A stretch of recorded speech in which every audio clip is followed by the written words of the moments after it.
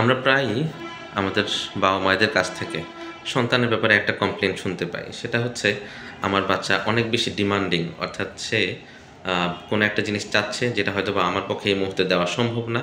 কিন্তু এই জিনিসটা না দেওয়া পর্যন্ত সে কোনোভাবেই থামছে না এবং আল্টিমেটলি আমাকে এটা দিতেই হচ্ছে আমার অনেক কষ্ট হওয়া সত্ত্বেও।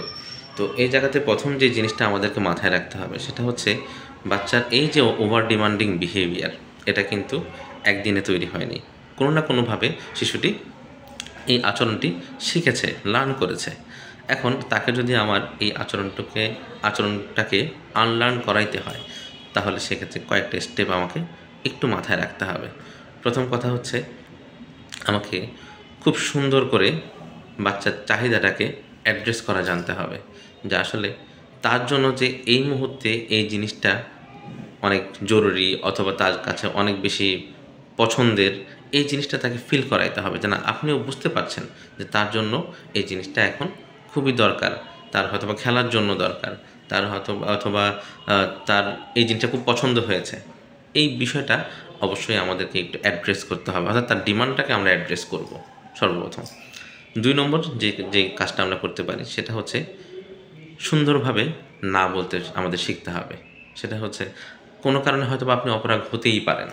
হয়তোবা আপনার কাছে এই মুহূর্তে টাকা নাই থাকতে পারে। অথবা এমন একটা জিনিস বাচ্চা ডিমান্ড করে বসেছে, যে জিনিসটা হয়তোবা এই মুহূর্তে খুব বেশি একটা জরুরি নেই, এটা তার কাছে অলরেডি আছে। এমনটা হইতে পারে। তাহলে সেক্ষেত্রে আমরা কী করব? অবশ্যই তাকে সুন্দরভাবে নাটা প্রকাশ করতে হবে, যে না, আমি বুঝতে পারছি তোমার এই জিনিসটা খুবই দরকার, এই জিনিসটা পেলে তোমার অনেক বেশি ভালো লাগতো, কিন্তু আমার পক্ষে এই মুহূর্তে এই জিনিসটা দেওয়া সম্ভব না। জাস্ট এতটুকু। এরপরে হয়তোবা সন্তান যদি অনেক বেশি ক্ষেপে যায়, তখন আমাদের করণীয় কী? তখন হচ্ছে আমাদের করণীয় একটু ধৈর্য রাখা এবং তাকে তার ইমোশনটা নিজে থেকে কন্ট্রোলে নিয়ে আসার জন্য একটু সময়টা দিতে হবে তাকে। আমরা যদি তখন তাকে অনেক বেশি শান্ত করতে চাই, আমরা যদি তাকে অনেক বেশি বোঝাইতে যাই, তাহলে দেখা যাবে যে সে আরও বেশি ক্ষেপে যাবে।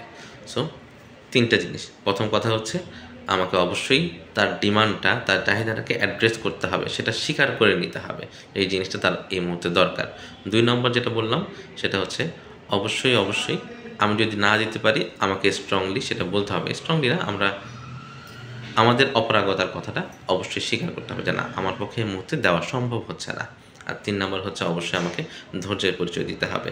তার ইমোশনটা যতক্ষণ না পর্যন্ত সে শান্ত হচ্ছে, ততক্ষণ পর্যন্ত আমাকে একটু ধৈর্য ধারণ করতে হবে। যখন সে শান্ত হবে, তখন গিয়ে আমরা তার সাথে কথা বলব।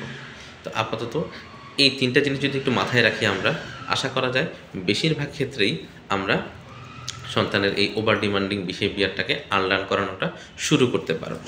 তবে হয়তোবা প্রথমে আমরা হয়তোবা এটা পুরোপুরিভাবে সাকসেসফুল নাও হতে পারি, কিন্তু আপনি যদি এই প্রসেসের মধ্য দিয়ে যান, আশা করা যায় অনেকাংশেই এই সমস্যাটা থেকে আস্তে আস্তে আমরা বের হয়ে আসতে পারব। ধন্যবাদ।